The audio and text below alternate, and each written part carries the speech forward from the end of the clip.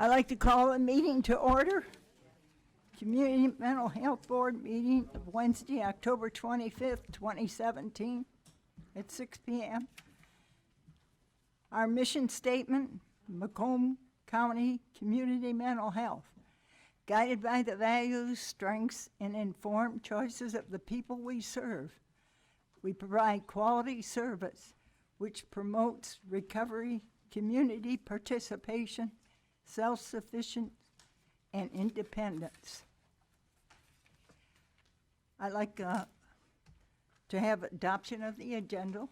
Can I have a motion? Support. All in favor? Aye. Motion passed. We have the agenda. Hearing of the public. Anyone wishing to speak, you have 5 minutes. Come ahead.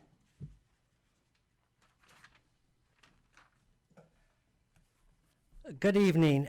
My name is Dan Grobel. I am an employee of Adult Learning Systems, who's one of the providers for community living supports in the county, as well as supports in a number of group homes. I just have a brief statement I'd like to read, and if you would like a copy of this, I can provide it after I speak. For the past 30 plus years, I have been actively involved and employed in the provision of community-based services to the vulnerable and marginalized mentally ill and developmentally disabled populations of Macomb County. For decades, Adult Learning Systems has provided services to both the mentally ill and developmentally disabled populations in this county. As of April 1st of this year, the SIP-TIP language was eliminated and CLS services were added. With this change, a tiered per diem fee schedule was implemented based on the number of service hours or units authorized. This unit-based formula resulted in a decrease of service time available to existing community mental health consumers who were previously under an authorization per diem schedule. For many of our consumers, this resulted in a decrease in staff time, for some as much as 75%, with no transition plan in place. The process for requesting authorizations for services has been riddled with errors, denials, numerous re-requests for appropriate authorizations, for some of our consumers as many as 4 or 5 times before an authorization resulted. This results in for our agency alone, approximately 1,800 unbillable days for services after numerous appeals. Case managers do not understand the authorization process, as many authorization requests are submitted late, and in some cases not at all. It has been an ongoing challenge to remind case managers of the need to submit requests for services in an appropriate time frame. The Access Center here in the county then analyzes the request through the documentation available in the plan of service, through assessments and case management progress notes. Many times these plans are poorly written and do not clearly identify the needs of the person served. After numerous meetings, phone calls, emails for direction and assistance in getting everything straightened out, still, after several months dealing with the new way of doing things, problems still exist. Some examples of inconsistencies in authorizations include 19 units per week. This translates into 1/2 hour per day for a severely mentally ill consumer on a daily supply of medication. Another example would be 80 units per authorization period, and an authorization period is typically 6 months. This was for a consumer who also has a severe and persistent mental illness. This authorization is laughable as it represents about 1 second of contact per day. Ironically, though, at the time I wrote that particular one has been resolved. Many of our mentally ill consumers are authorized between 1 and 2 hours of approved authorized services per day. An interesting observation was made by this provider in that all of our diagnosed developmentally disabled consumers were authorized the H0043 per diem, while during the same period, not one of our mentally ill consumers received a per diem authorization. Why? We asked, and it's because they have a DD diagnosis, and that was the only reason given us. It is because the mentally ill, for the vast majority, do not have a DD diagnosis. That is the only reason. The plans of service for our DD and MI consumers are very similar, and in many cases are assigned the same case manager. So basically, I'm just bringing some information to you. You may have this information previously, but we have, as a provider, have been trying desperately over the last 6 months to get some structure into our authorization process, and it only reflects the care and dedication we have provided to this population for the past 30 years. I do have a copy, if you'd like, of what I just read, and I thank you for your time this evening. Thank you. You timed it right. Anyone else from the public? Sir? Thank you. My name is Sam Woodard. I live on 22405 Glenwood Street in Clinton Township, Michigan. I signed in just a few moments ago. My son, Joel Seth Woodard, was approved for a transition to a residence in Oconomowoc, Wisconsin, back at the very end of November, following a fair trial hearing and the approval of his change of residence. We heard nothing from Macomb County Mental Health until around May, when I began making some intense phone calls to try to find out what was happening. There have been a lot of caveats since then.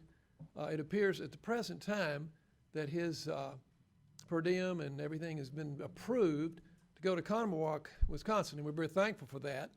However, it was deemed necessary by them that there be a one-on-one for a short period of time in order to help him to get acclimated to his new environment because of his many records of elopement, of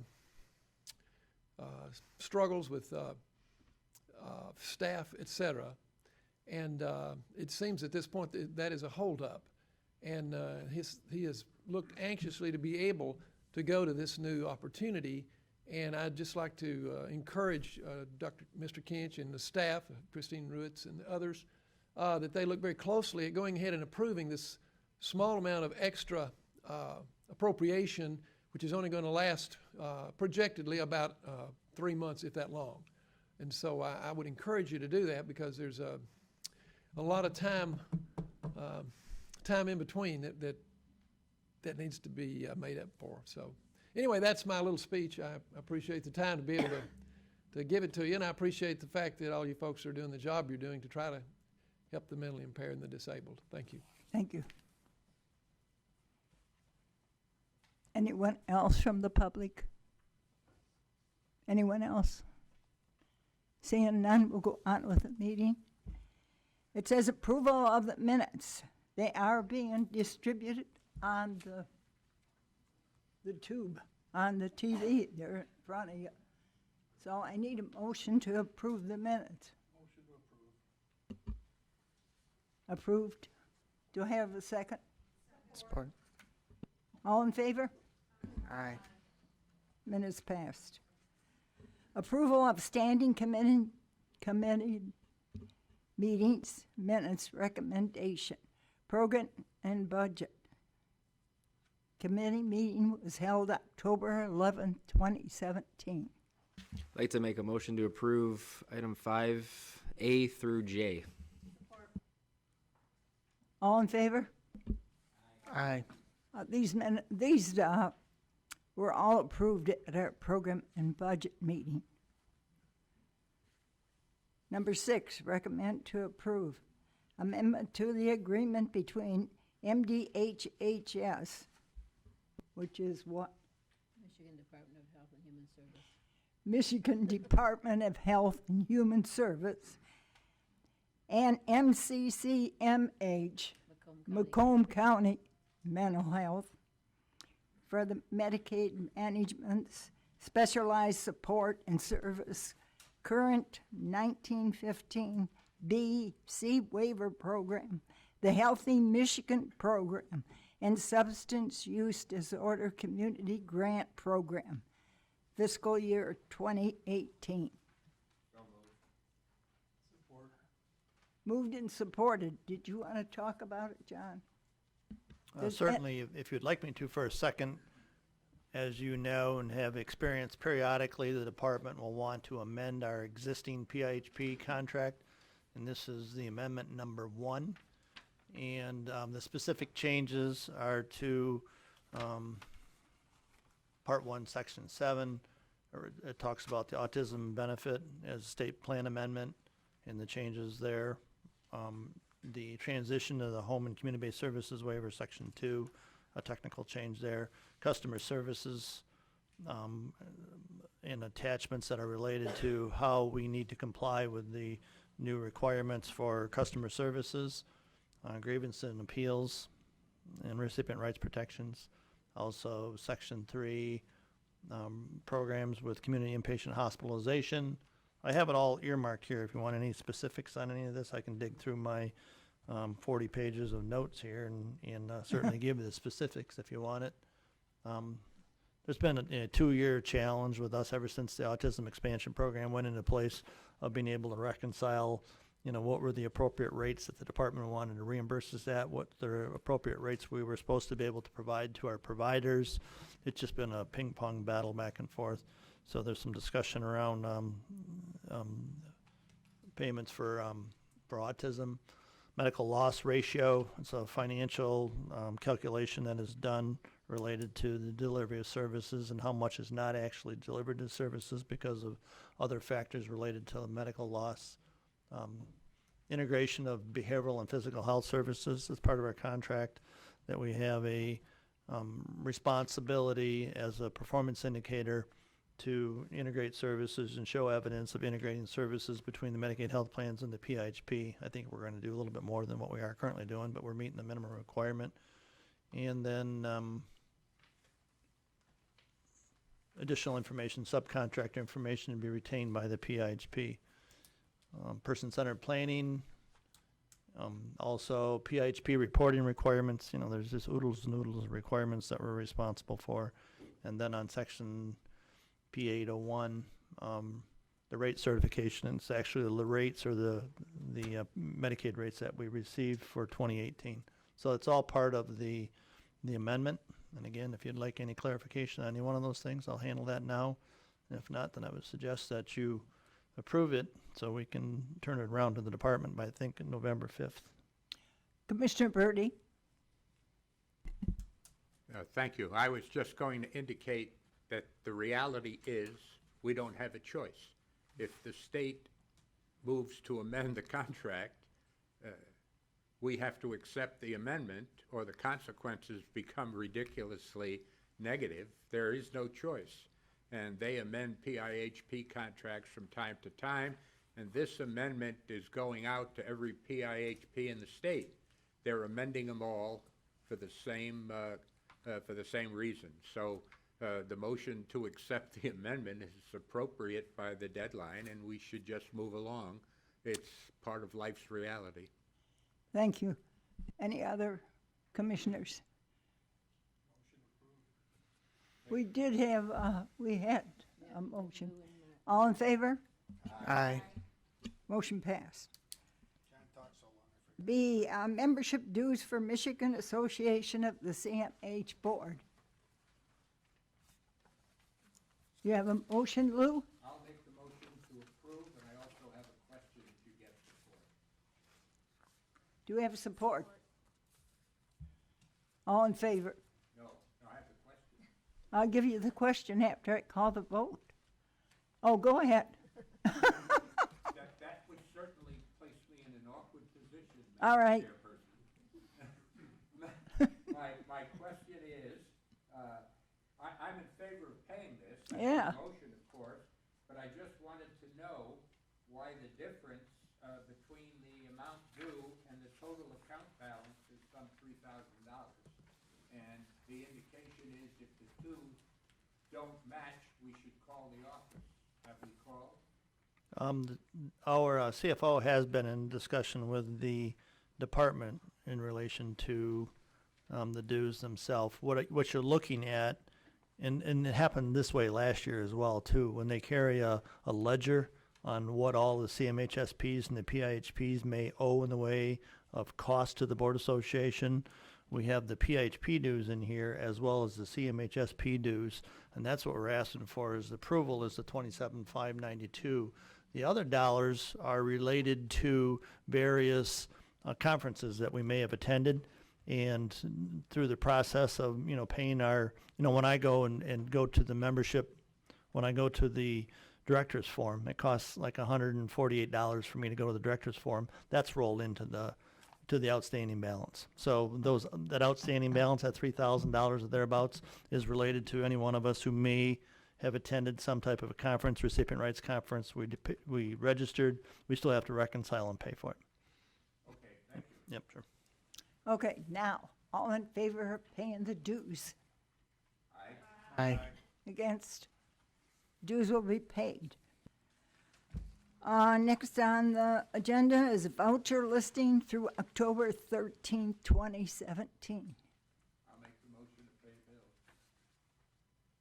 Do I have support? Support. All in favor? Aye. Any questions? Motion passed.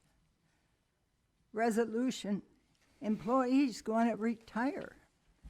Tammy, what's her name? Kirkhoff.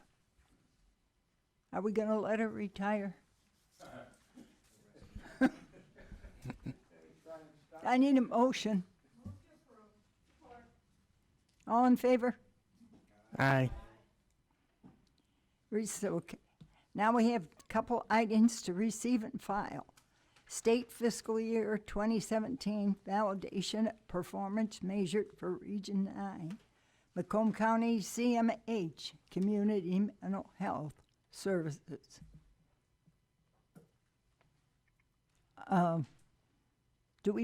We'll hear a little bit about it.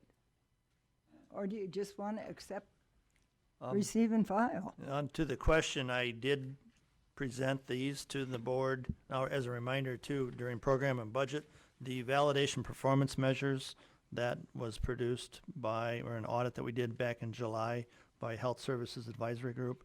It was a pretty much flawless report.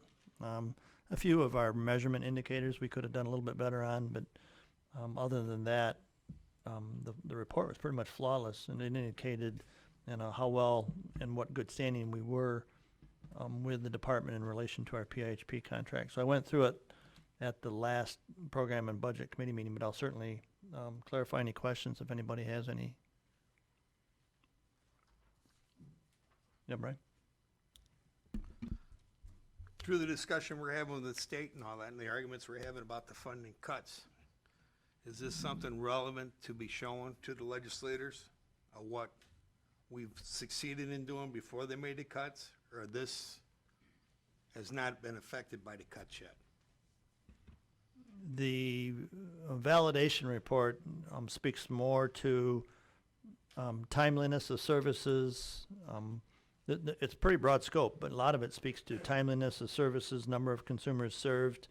It speaks to a lot of the data warehouse, the integrity of the data warehouse, and those types of things, being able to draw down information from our information systems, catalogs, those types of things. So when we get to that item, when I present, I can bring that back up. I think Macomb CMH is in good standing in our PIHP contract, and anything that the state may or may not do to us financially is not going to necessarily impact those validation measures. I wouldn't hope they would impact the validation measures, or we'd be in a little bit of a difficult trouble. Any other questions? Commissioner Linda Bush? I have a question. On the budget sheet, what's the abatement of ISF funds now that's showing that we only, I get so confused with all these different numbers every time we meet. But, If I can, so now the IFS final is 5,000, but on here, the second bullet says the IFS, if What- I can okay. politely interrupt different and say things, sure. that that's a different item. What are We're you not to that looking yet. at? What budget sheet? Right, but it has IFS on, sorry, I looked at it, but it does have an IFS amount. The- And there's two different IFS amounts on the Well, John's strategic gonna plan. talk about the next. It's a different topic, Glenda. We're on, number A. You're so anxious to get to this. I am, I can't you, John, You sorry. gotta wait a few minutes.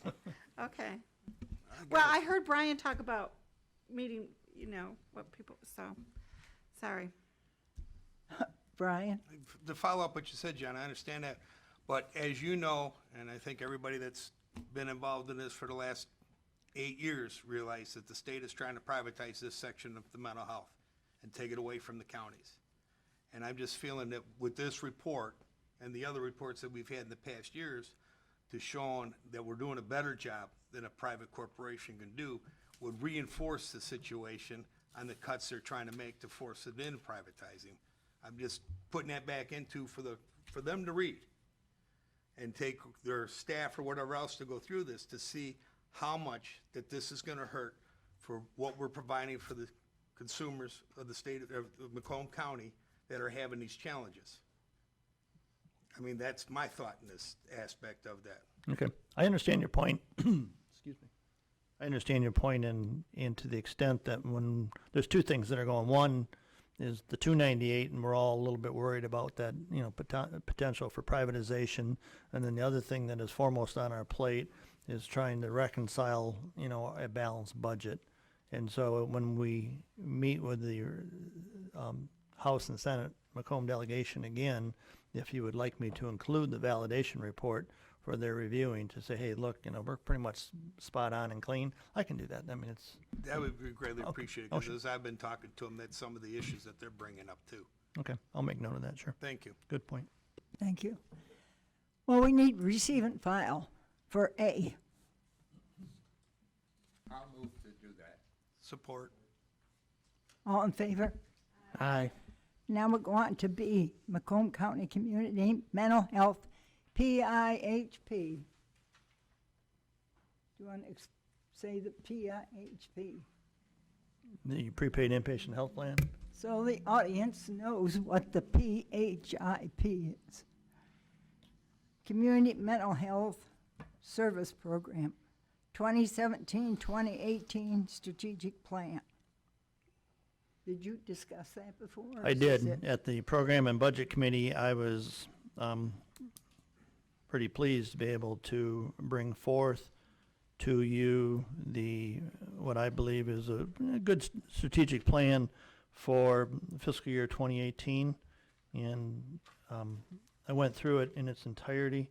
I think the first four, if I can go through all four, I can go through the whole thing again if you would like. But the first four goals were foremost of importance. One is I continue to reiterate the fact that there's a lot of moving parts out there with President Trump on what they may do with Medicaid, and we don't know that. That's just an unknown. We don't know what they may do to Healthy Michigan Plan and those types of things.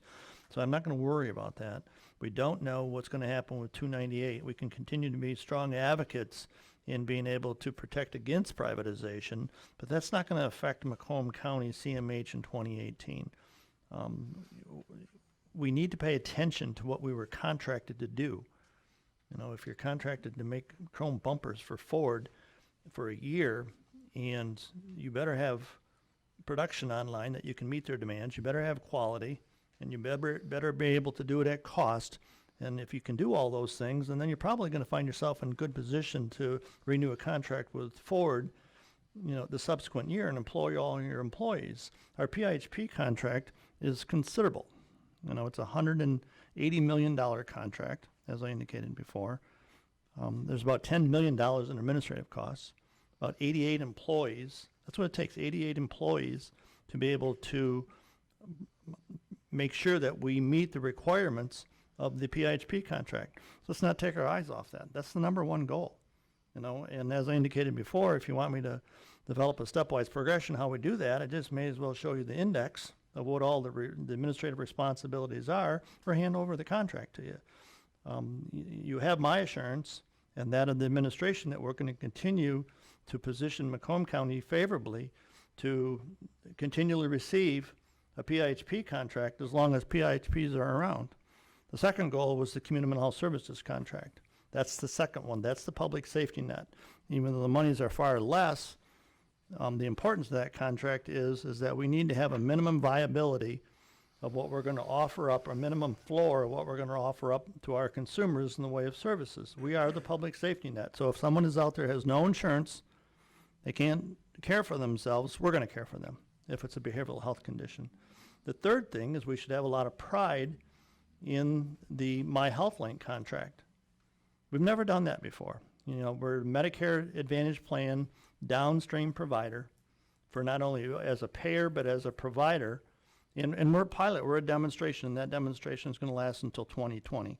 Let's not take our eyes off that, and by God, let's not lose that contract. We have 5 ICOs. The challenges are immense when it comes to contracting and monitoring our providers and monitoring our funds. We need not take our eyes off that.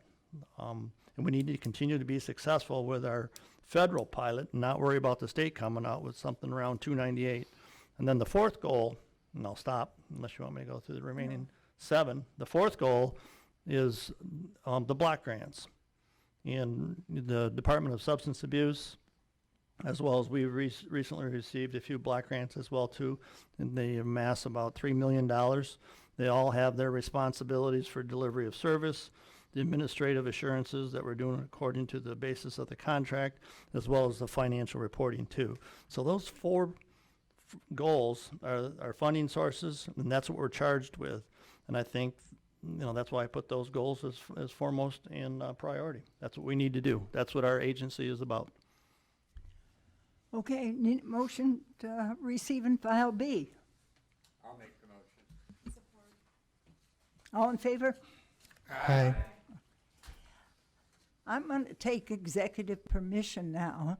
I forgot to introduce somebody important in the audience. Donna, would you stand up? This is our representative from ASME, right?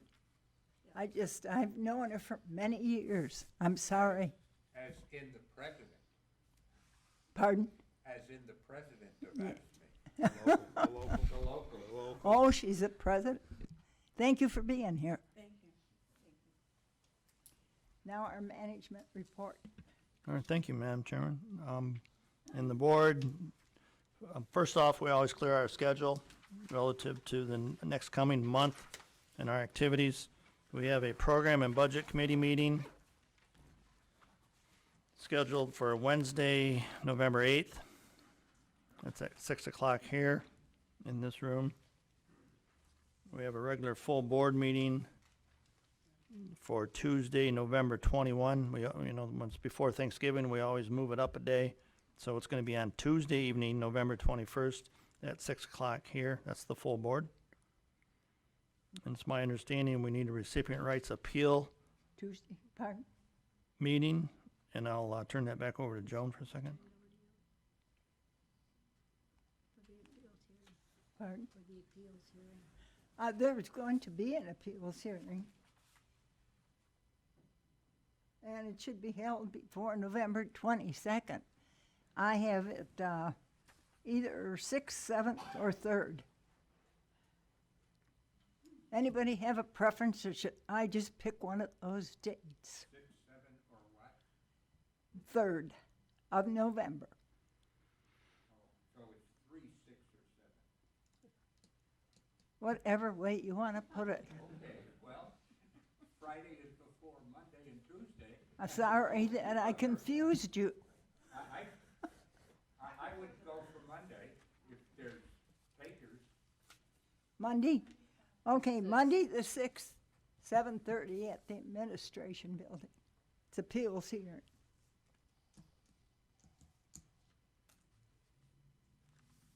I don't need a motion because I set the meeting. All right, then moving on. As you also know, on October 30th, next Monday, we're having open house and, well, a conference on the opioid crisis in Macomb. So it's at 6 o'clock at the Macomb Intermediate School District. It's going to be a 2-hour community forum, and I think it's going to be pretty well attended by not only the CMH board. I understand there's a number of commissioners from the Board of Commissioner coming. Some state and federal delegates will also be there as well too. So looking forward to seeing everybody at the conference on October 30th. Is that October 30th? Yes, At what time? 6 o'clock. At 15 Mile Road? No, at the MISD. MISD on Garfield. Did you receive a flyer? Everybody received a flyer? Yeah, I haven't. I'll make sure you get another one. I'm certain they went out to it did go out. everyone. I think it was electronic. There was an email, but I'll make sure, I'll wrap around, make sure you get another one. So I it's going to don't- be 6 o'clock on October 30th. You're not on email, are you, Lou? Say again? You don't have email? I have email, Oh, and okay. I was even on it today, and there was nothing there. Oh, okay. I'll wrap back around, make sure you get it. Yep. Thank- Hang on a second.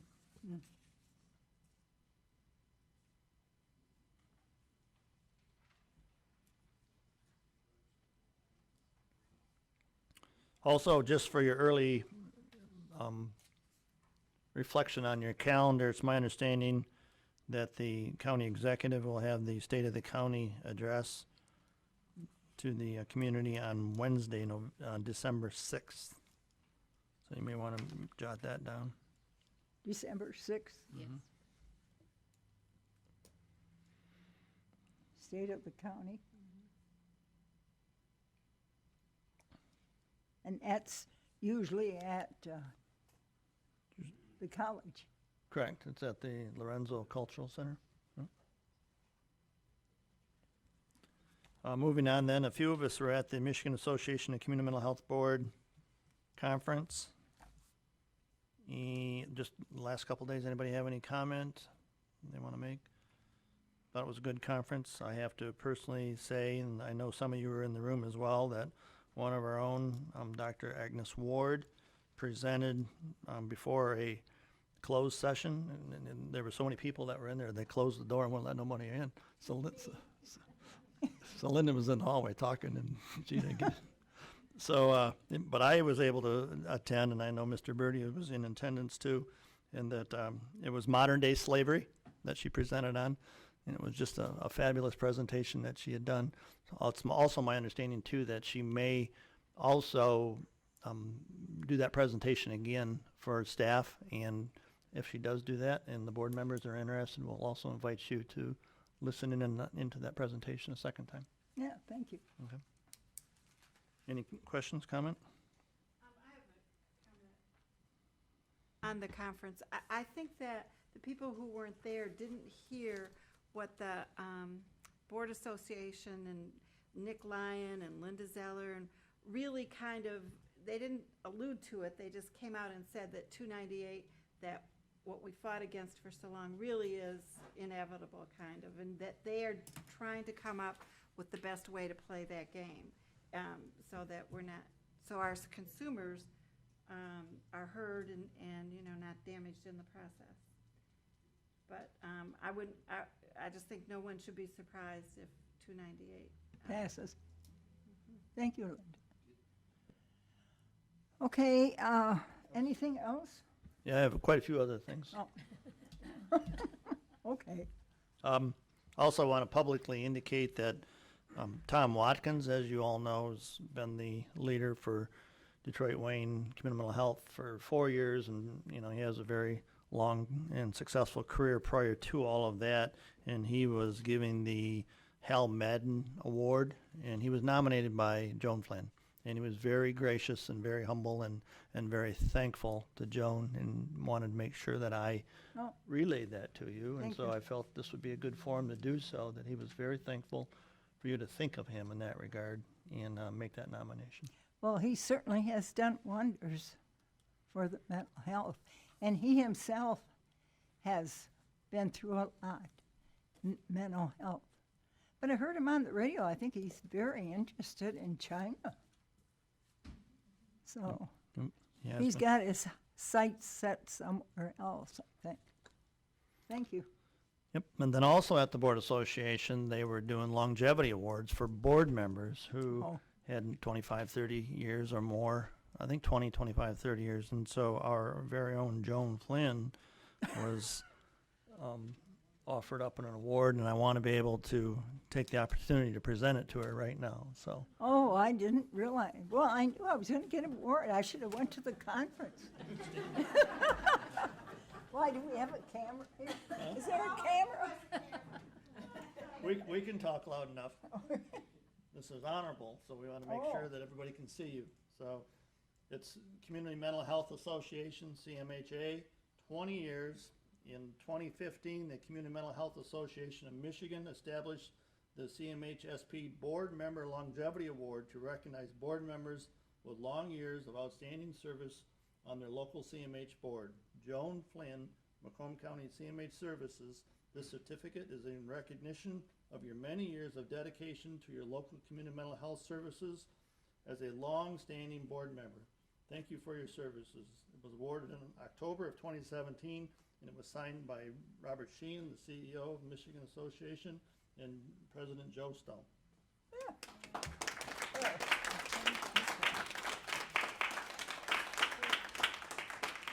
Thank you.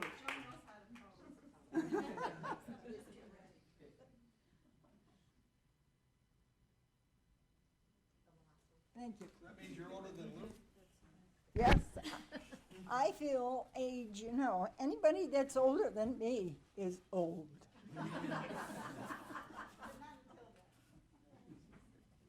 Thank you. You're welcome.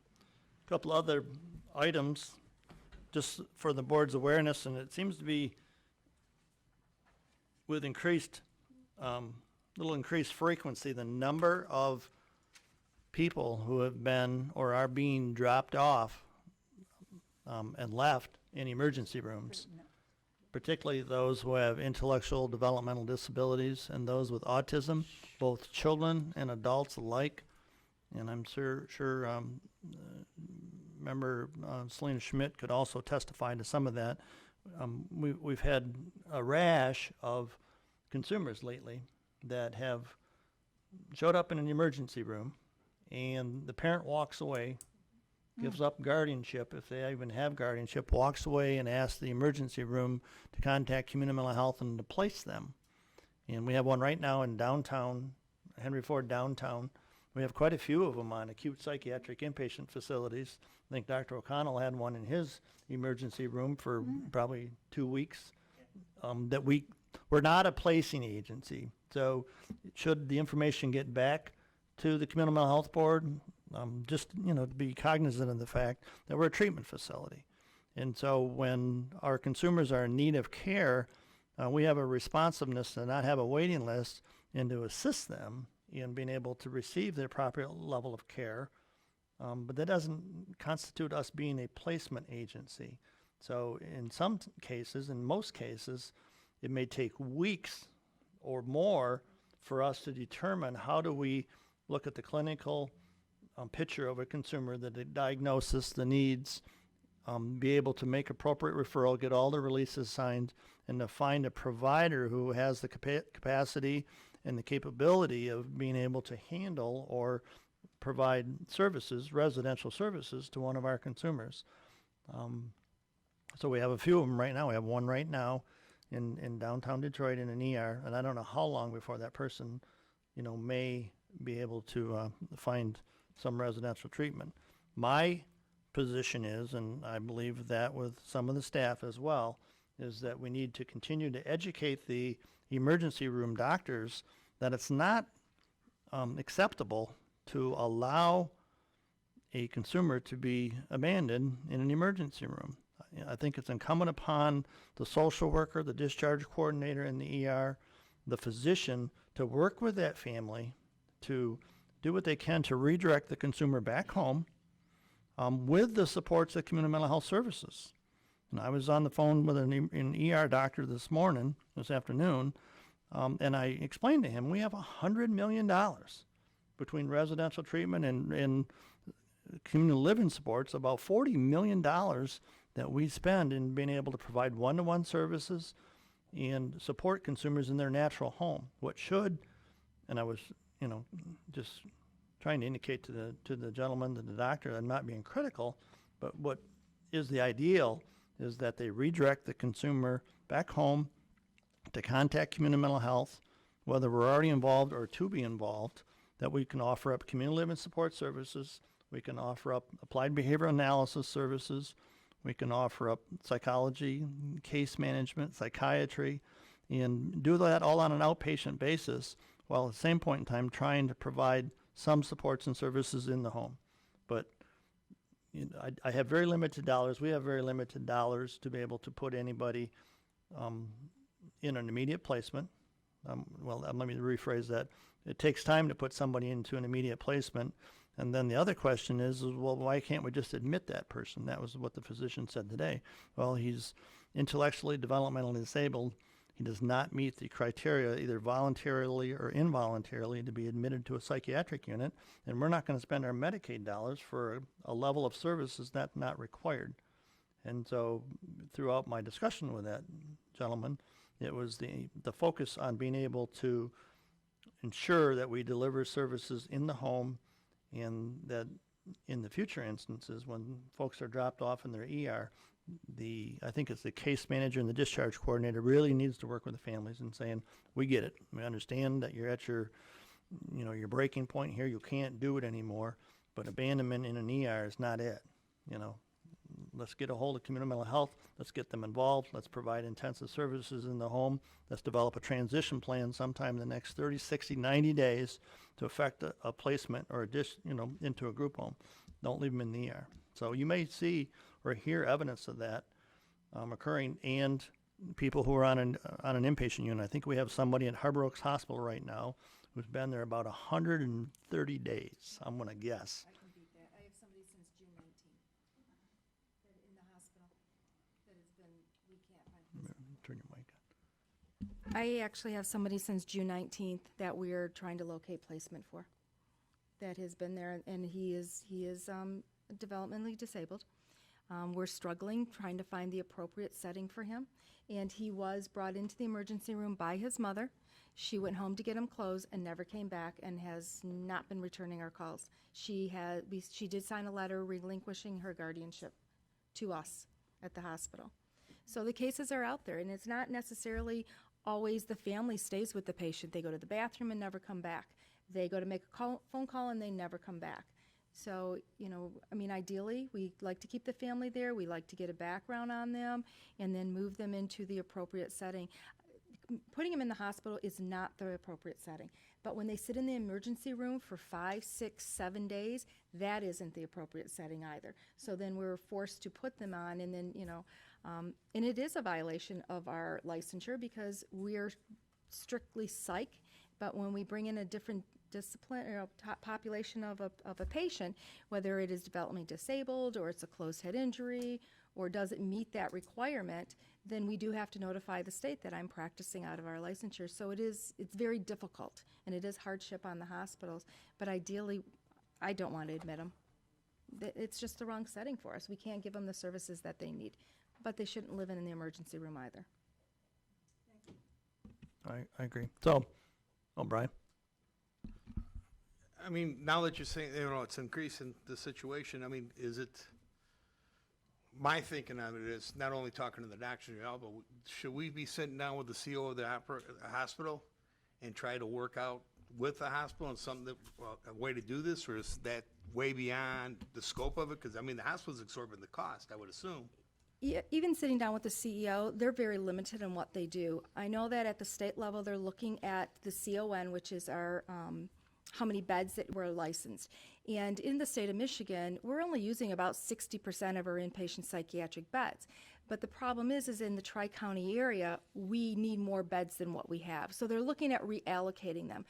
But the way that our licensure is, it takes those special type of population, whether it's a geri psych or an adolescent psych or an adult psych and even medical psych, and you get licensed for them. So you can't really practice outside of your license. So they are looking at changing it, but even the CEO of the hospitals, there's really not much we can do because they can't live in the emergency room. They don't meet the requirements on a medical floor, so you can't really bill for them up there. And this is something that we have to come together as the community. And we have to go back to to Lansing and say, we have a need for developmentally disabled beds. But then you have to, you have to have a contract and you have to reimburse. And right now, everybody is struggling for that population. And as, services are being realigned and changed, the families are exhausted. They don't know where to go. They've tried to keep them in their home, and then they get to an age where they can't do it anymore, and they're starting to age out. With that being said, with the legislators, is there a way to put that information together to present it to them? I mean, and I understand. And we have, because I work for a large organization, and we do have people in Lansing, and we have put a report together. Because one of the things I'm thinking is we got 60% of the population that needs assistance, and the state's spreading the money out equally across the state, which is not the thing to do because this, what you're discussing, seems like it'd be a point that's why we need more beds. That's why we need more money into it to take care of this, because we take care more of the citizens in the state than any other one. There is a work group in Lansing, and they have been working on specifically the CONs and the beds and the needs and realigning and changing it. I know that they, were you part of that work group in Lansing that they just had recently about realigning? And then they did take a look of feasibility study on how many more beds they would need for Jerry, how many more beds for children, how many more beds for the disabled. And I know that they are looking at realigning them. I don't know what the final outcome. I think they're still trying to finalize. I know they opened it up. The Jerry beds, the adolescent beds were all taken up immediately, and I think all that's left in the Tri-County area right now are the developmentally disabled beds, but that is a really, really difficult population, and normally they're only like a 10 to 15 bed unit. So, I haven't seen the final report on it, but they're doing exactly what you've suggested. Do you know what legislators are working on it? No, I don't know that Is offhand. there a way we can find that out? Yeah. Yeah. Yeah, I do have more things to talk about. As Selena indicated, there is a work group. The PIHP's CEOs, we met with the department over the last year with concern for the availability of psychiatric inpatient beds in this very same thing where the consumers are stuck in the emergency room for a long period of time. As an outgrowth of those discussions over the course of the last year, the department established a work group, and really they established 5 work groups across different domains relative to addressing the absence of acute psychiatric beds, or in many cases the unwillingness of the hospitals, even though they have somebody admitted in their emergency room, they won't take them up to the psych floor. They deny them because part of the problem is the high acuity on the psych floor. So if you have, let's say, a psych floor of maybe 24, at Henry Ford they have 24 people on the floor. If 6 of those people are high acuity and they need 1-to-1, well, that's 6 more staff on the floor as well, too. The places get pretty busy. And sometimes you may find yourself where consumers have a single bed in a room, or maybe 4 beds into a room. And I think maybe I heard it from Selena that if there's, a bad, or not a bad, but a challenged consumer in a 4-bedroom room, you're not going to fill those other 3 beds. So it's a multi kind of complex issue that the department's going to work on, and I don't think the necessity and the need for acute beds is going to go away. We just need to make the hospitals responsible for being able to help clear their ER, and we're part of that.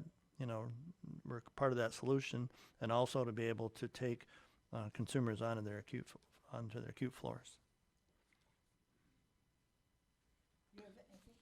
I do have a few other things. I'm almost to the end, though.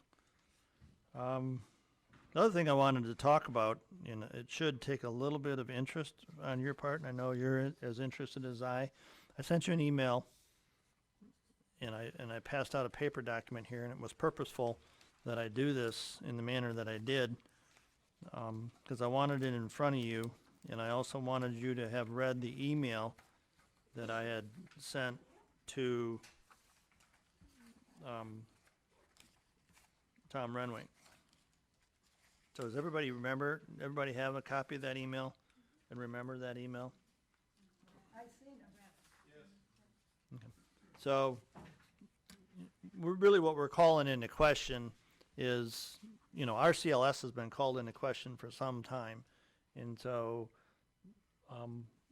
I sent an email to Tom Renwick about a month ago indicating him kindly and politely saying, look, just for transparency, I'm going to let you know that, the Community Mental Health Board is interested in pursuing financial dollars, the $7.5 million that we were still going after, and that I wanted him to be aware of that because we were going to send a letter to Tom Leonard, the Speaker of the House, and we're also going to have contact with our House and Senate members to the extent that we need the additional dollars, the $7.5 million. So that was the basis of the letter. And then there were two other items that were in there too, both related to community living supports. There's a study that they're still trying to conclude on how we engage in community living supports utilization management comparatively to some of the other PHPs. That's long overdue. And then also we got called onto the table back in June saying we're using a tool, some type of tool to authorize level of care community living supports. And we said, no, we're not using a tool. So we submitted everything that we were asked to send to them about this supposed tool that's, illegal, that you couldn't use a tool. It's based on person-centered planning, medical necessity, the consumer's presentation. And it's been 3.5 months. And they haven't cleared us of the suspect that we're using a tool. And so in that letter, that email that I sent to Mr. Renwick, I'm saying we're not using a tool, and we stand convicted that we're on the right side of our utilization management practices until we hear otherwise. And then I sent you his reply. He was very apologetic, across all fronts, and he made an excuse for, the absence of, producing a report to us. But the first thing, without mixing apples and oranges and peaches here, the first thing was that I asked, I didn't ask other than, when I said we're going to continue to pursue the $7.5 million to help with our internal services fund, his rebuttal was, you don't need the money. What you need is a methodology to mitigate your risk management. You don't need the funds. And so you all read that as well, too. And so what I put it before you here is on page 70 of the one document. This is an excerpt. It's not an excerpt. It's an actual print from our current contract that it says under section 864, PIHP financial assurance of risk protection. It says the PIHP, and tell me how you read it differently. If you read this differently than I do, it reads pretty concrete. I think I'm pretty concrete sometimes. Maybe that's a weakness, but the PIHP, yeah. The attachment that I'm here, that it's got the highlight on it, on page 70. Yeah, the last page there, Joan, page 70.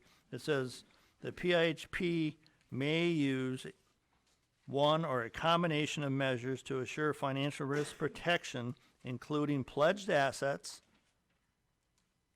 reinsurance, or the creation of an ISF. Well, I don't have the ISF. We don't have the ISF. Internal Services Fund. That's the money in the bank. Yep, I'm sorry. We don't have reinsurance, and we don't have any assets that we're pledging. And I'm not pledging, the county building or the third floor of the county building. And so I read this literally that we have to have ISF.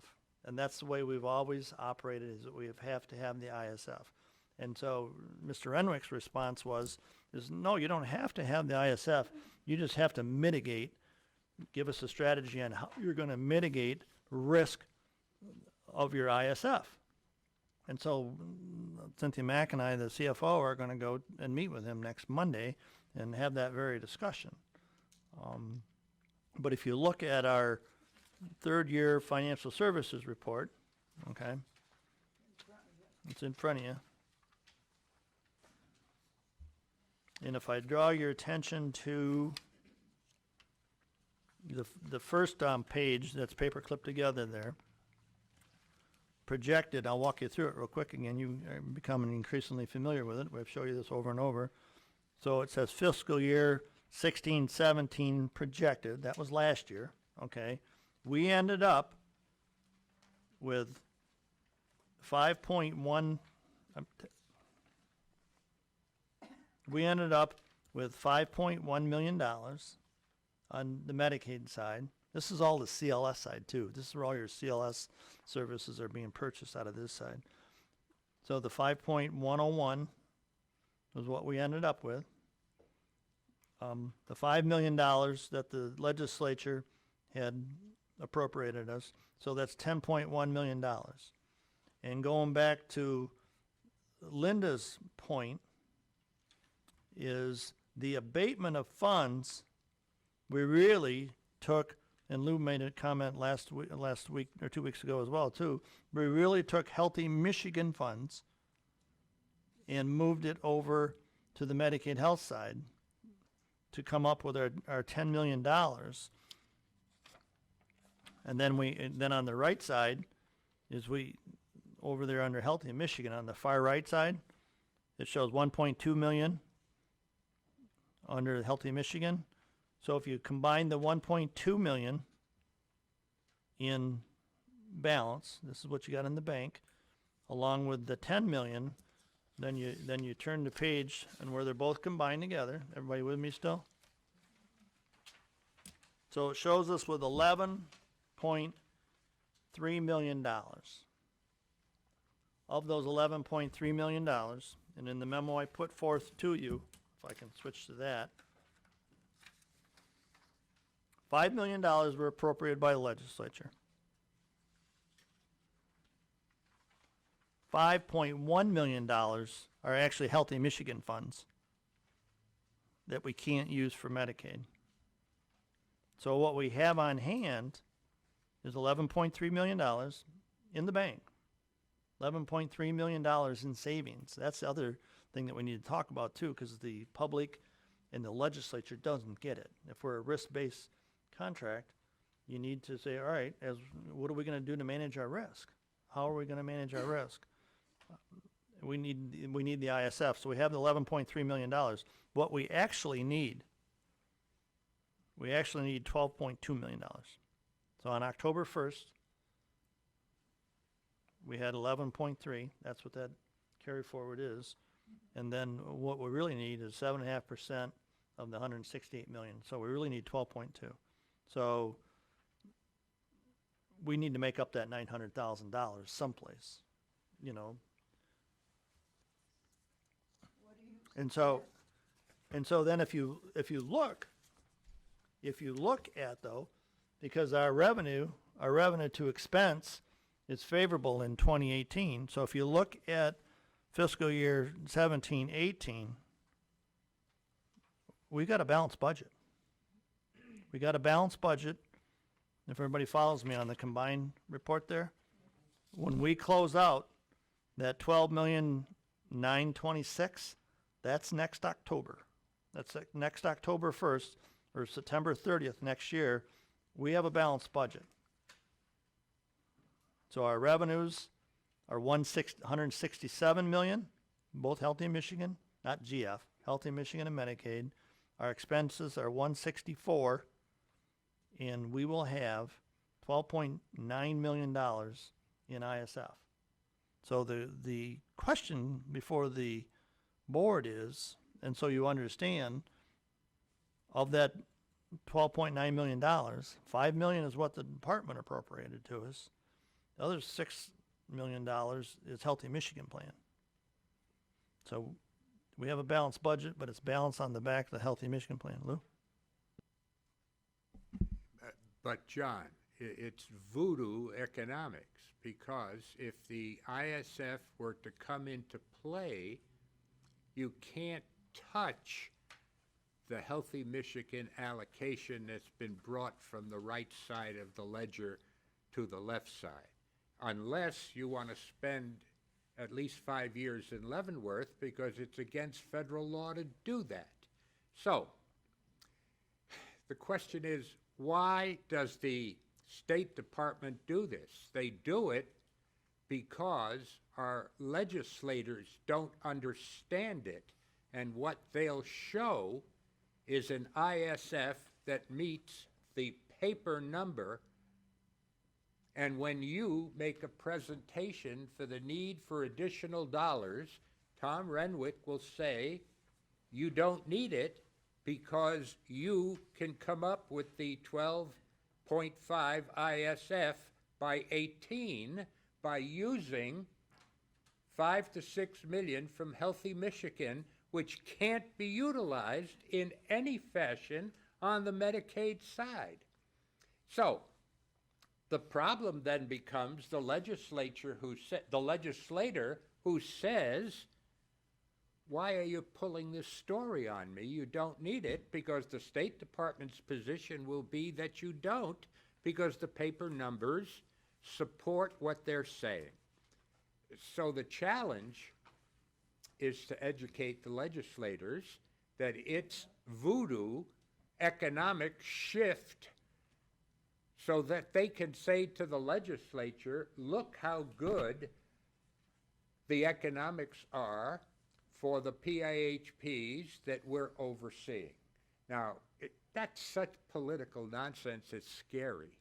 It's absolutely scaring, but at the same time, it breaks your knees in your attempt with the speaker to get an additional $7 million, because Renwick's going to say, look at the numbers that they've submitted, which we have to by report on the process that they say we have to follow. So our own paperwork using that system supports Renwick, who tells the speaker that we have a phony application going, but the speaker doesn't understand that 6 million of that number is really nonsense when it comes to the ISF, because it could never be applied if it had to be. So that's the challenge. And frankly, I think the state is playing that particular game in order to have the numbers reflect well for their supervision of the various 10 PIHPs, because that applies across the board. So I guess I'm identifying your problem and your challenge, but Renwick will definitely say to the speaker that we don't need the $7 million.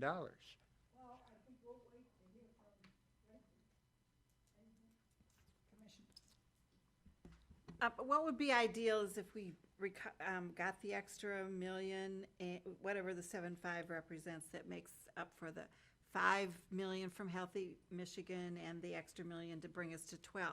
But Carolyn, what's Carolyn's last name on the CAC, John? Graminsky, She brought up a point. You know, I see this all the time. We see this all the time, and it's changed. The numbers have changed, and we no longer have red ink, and that's wonderful. But this is still confusing to me, how it looks like it's not red ink, and the legislators are going to want to see red ink because you're asking them for more money. And so just her with her fresh eyes, it was just like, that's what they're going to say. There's no deficit here. So I think that will be a hard sell. The 7.5 was supposed to be requested by October. I mean, that's when they said they would look to get it for us. And they haven't come to us, so we haven't gone to them to get the money, like starting October 1st. correct. We haven't followed up any further. Right. Well, the last time that I presented and talked to the board, we were going to begin pursuit of that. And, I was, positioning myself to be able to, send a white paper along with a cover letter to the Speaker of the House, indicating our continued pursuit of the $7.5 million. I've asked a couple of the Citizens Advisory members to write me letters, which they've done so, some support content, where, they're experiencing it from their own perspectives. And I have an awful lot of statistics. I can ink the white paper and ink the letter. What I really don't want to do is to paint this, terrible cloud over Macomb County Community Mental Health. I I don't want to do that. And I'm not minimizing the voodoo economics in the $6.8 million. I'm really apprehensive to, paint a real dark cloud over top of CMH, because when you look at our projection, we're going to come out $700,000 ahead. I mean, we'll have our ISF, plus we'll have $700,000 in savings. Now, that's not a lot, but it's a whole lot better than being $10 million in the hole. John, I have no, I have just a another minute. I have another comment and a question. So, I know Henry asked you, or other people ask you for the hardship, to kind of prove the hardship, and that's what you're getting from the Citizens Advisory. But none of this money restores any service or alleviates any hardship. So that's kind of misleading to them, that's what we're seeking the 7.5 for. And so my question to you is, what happens if we take Renwick at his word that the 7.5% is only a cap, and we go with what showing on the books and just drop it? I'm just asking a question. Providing our projection comes out and they don't change the rules of engagement relative to establish an internal services fund. They allow us to continue to use the strategy that doesn't make any sense. We'll be fine. I mean, we don't have to pursue it. We'll be fine. The only caveat to that would be is there's a reason why you have the ISF. Something happens, and all of a sudden you have a large number of consumers. Let's say acute psychiatric inpatient. Let's say for whatever reason, our acute psychiatric inpatient goes from 4 million to 14 million, which is about 14 million now. Let's just say everybody gets so stressed out, everybody needs to be in the hospital, and goes to $20 million. How do you cover that $6 million? That's what your ISF is for.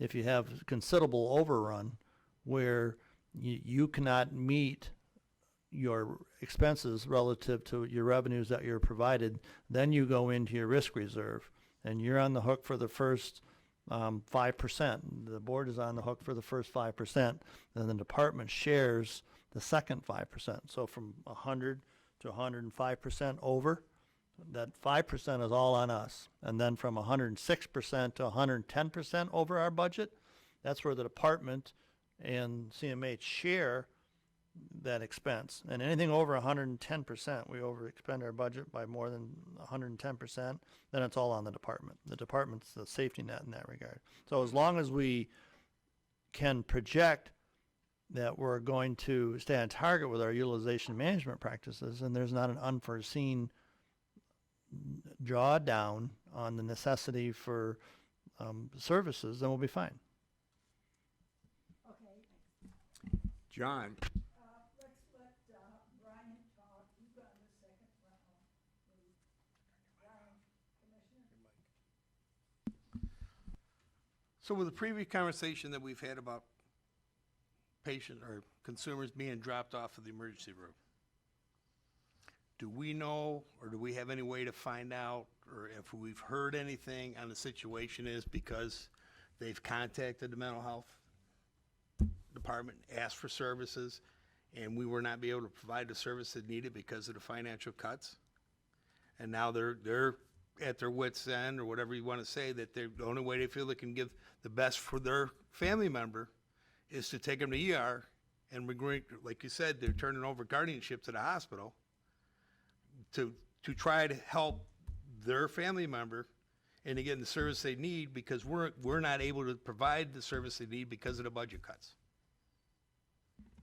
Well, if I answer your question, is the legislature aware of that, of what the ER situations are going on right now? I imagine there's some of them that probably do understand what's going on. It's a statewide problem, and those who listened to Linda Zeller's keynote speech, she said it is not permissible for the CMHSPs and the PIHPs to take people who need acute psychiatric hospitalization and refer them to state facilities. She's had about enough of that. And so she wants us to treat our consumers locally and not at the state level, because if you want to get a child into Hawthorne Center, Cindy, you know offhand how long the wait list is, how many months? Between 2 and 3 months. 2 or 3 months. So if we have our most severe child who needs state facility hospitalization to be treated in Hawthorne, take them 3 months to get in there. It depends on the acuity of, they have like an acute list and then, you know, they, like, you prioritize them, So, but it takes a while. so I believe the legislature probably hears about what's going on at the acute hospitals and the emergency rooms. And we're one of 46 CMHs that are having the same problem. It's a statewide problem. Okay, with that being said, though, can we back it up, working with the hospitals and saying, just our area own right now? I understand it's a state situation, but to try to get the focus on it, saying, because of these budget cuts coming from the state and our governor, that what you're creating is situation is now you're having family members actually drop off their family members and say they can't deal with it because we're unable to give them the support because we do not have the finances to do so. Well, I understand your point. I can certainly, mend that into the letter that I write, yeah. I think that might be a good idea because you've already stated, we've already have somebody that works in the hospital stated, we have a doctor that already stated it's becoming an issue more and more. And you refer to, we're probably going to see more of it, probably being asked questions and everything else. I mean, this is something we need to bring up front and say, this is what this cuts are doing and creating. Not only us, we know it covers the rest of the state, but we can only speak on what we know from Macomb County. You need to, as legislators, you need to check into the rest of the state because, I mean, I can see it in the future, say a year down the line, that you got 50, 60 people being dropped off of the air and they just walk away because they say we don't have the assistance anymore. And then the hospital says, we can't do nothing because we're doing a licensing problem. So where are they going to sit? Or are they going to say, you know what, here's the door, stand outside the door, and we'll wait to get you, but here's a place to sit until we can get a hold of you.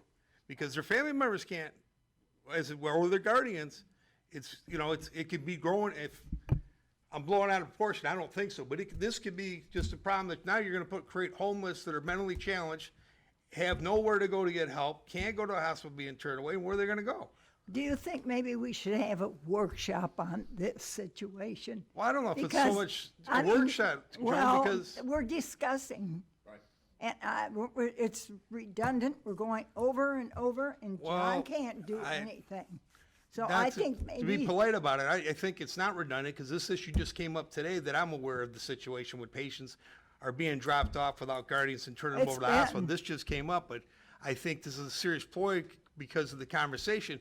It's been well known for a couple months that this has been going on. I mean, this is, the workshop, I think it's beyond workshop. This needs to be put together to actually address it. yes. I do want to let you know that this is not unique to Macomb County. This is something that we feel in all the counties. The exact same thing is happening. And as far as the emergency rooms are, a hospital won't turn them away. We have to follow them tell us, so that means we are going to treat them.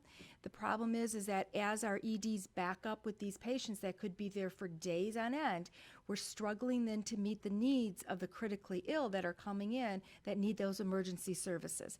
And we don't provide any type of therapy in the emergency rooms. We can medicate them, but they're not getting that type of care. So the patients are going to continue to get minimal.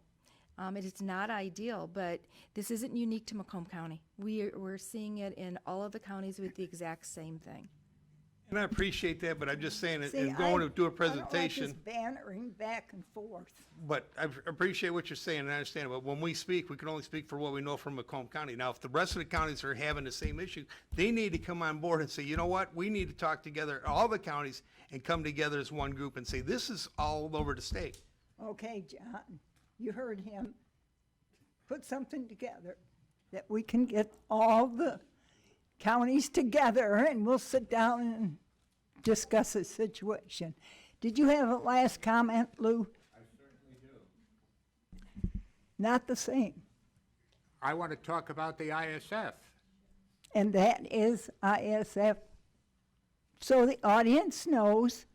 That John has just been speaking about the ISF prior to Brian's comments about the the, I know. I just want you to say what the acronym is so that the people in the audience understands besides our own group out there.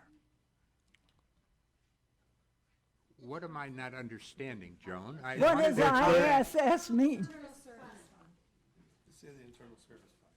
I want to speak on the internal services Thank fund. you, Commissioner. You're welcome. John, you were speaking about your lack of desire to paint a cloud over Macomb County. I want to speak to that. That's not where I'm coming from, and a cloud is not necessary. Let me suggest that the State Department and Tom Renwick have already set the scene on your request to the Speaker for $7 million additional dollars. And I'll tell you why. It was in the memos that you sent. You indicated that according to our budget, we need an ISF of $12.5 million, and putting it together, we're still short, even though we transfer $6 million plus from Healthy Michigan, which we can't spend. In the recent Renwick email, he says you don't really need an ISF. Now, if that doesn't send you a signal, you're not listening. Renwick is now saying you don't need an ISF, even though you've put together a voodoo ISF of over $6 million that by federal law you can't expend on the Medicaid side. He's now prepared to tell the Speaker that you don't need it. What you need to do to approach this, which is obviously going to happen, is with the legislators, you need to spell out in a 1, 2, 3, 4, 5, 6 bullet point situation.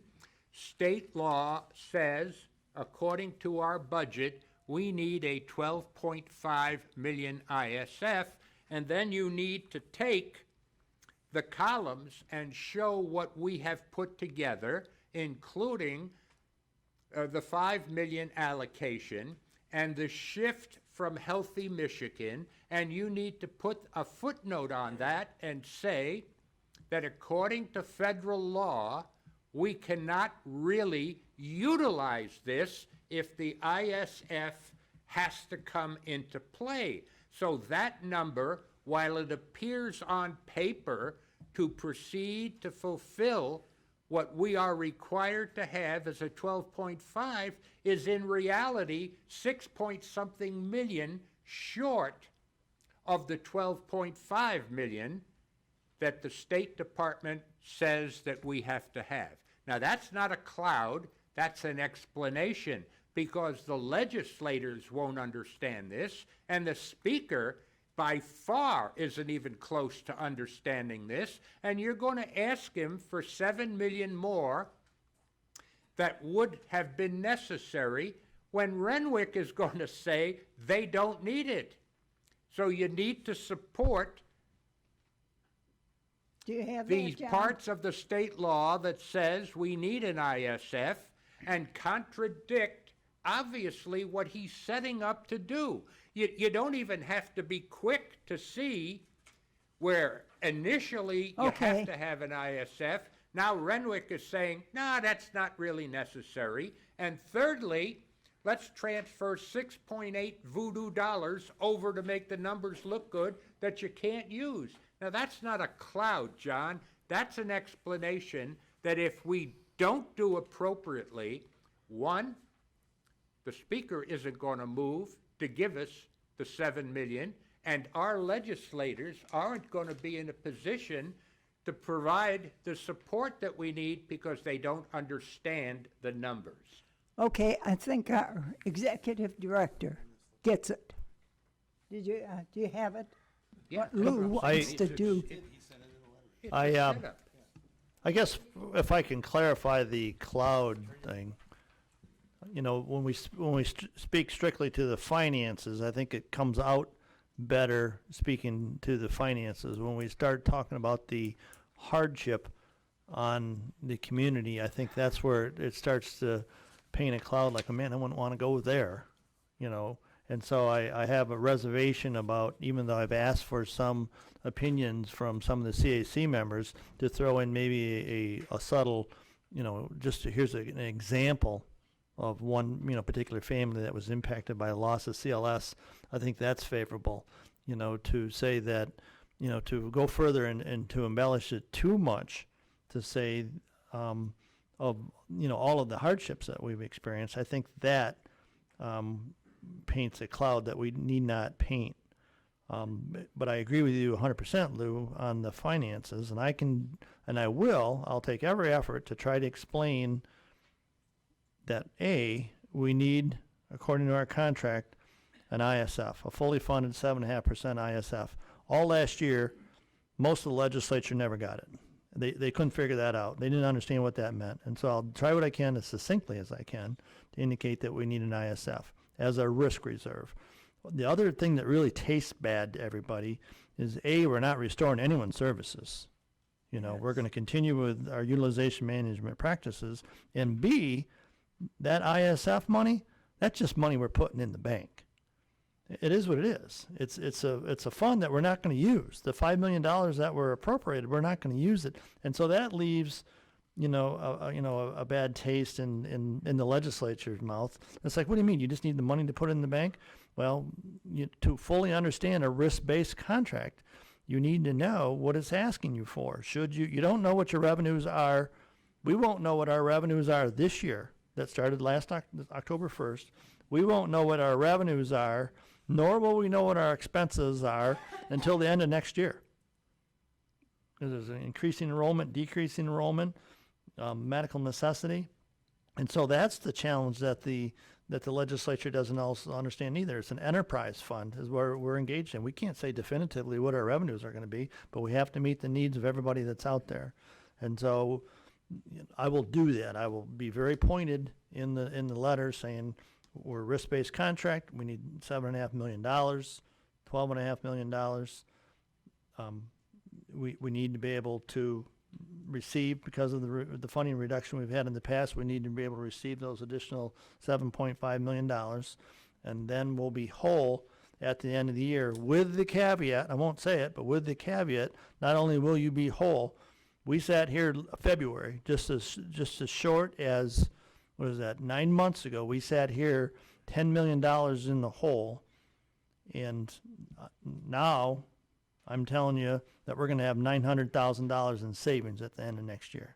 So that's the other thing too, because the legislature is going to say, all right, well, we're going to give you the money to put in the bank, and plus you got another $1 million that you're able to put in savings. That's the projection. Whether that'll be true or not, I don't know, but that's the projection.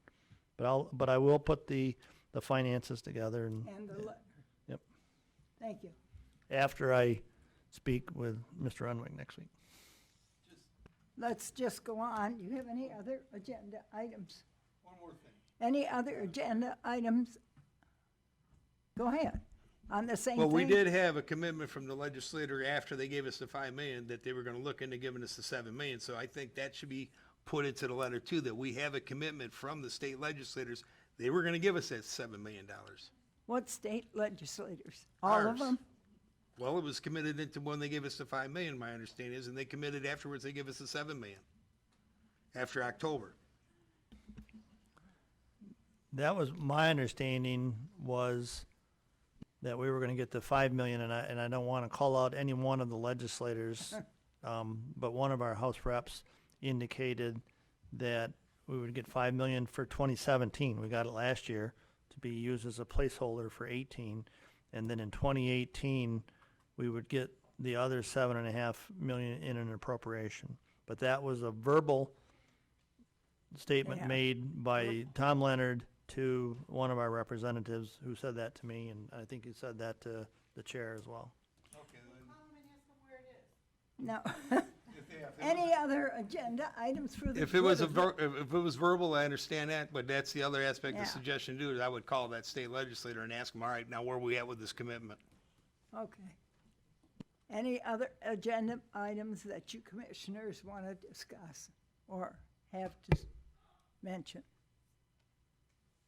Seeing none, hearing it, the public.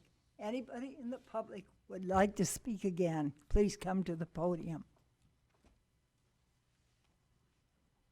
Give your name and address. Good evening. My name is Ann Deering. I've been here before. My address is 20034 Blackfoot Drive in Clinton Township. I'm here representing my son, Ryan. He is a consumer in the system. He's 28 years old. He's lived on his own in a semi-independent home with support staff for about 4 years. Everything went fine until November of 2016 when the cuts started coming in. We just attended our third LDR this week. My husband and I both work full-time. My husband's a consultant. So the hours spent in these meetings and preparing for the meetings are out of pocket, in addition to the fact that it's very stressful to the families. So every time Ryan's service authorization goes in, we generally expect and receive a 50% cut from the services that are requested. There's usually different logic that comes in the denial letter, and then we start the due diligence process all over.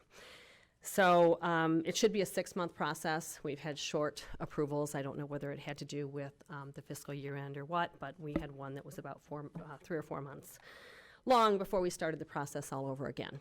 The LDR is pretty much a rubber stamp. It's an individual who works for the county, and our view is that the decisions of the Access Center are basically rubber stamped at that process.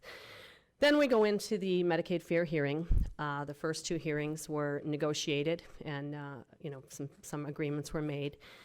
After the last negotiation, then you switch to per diems.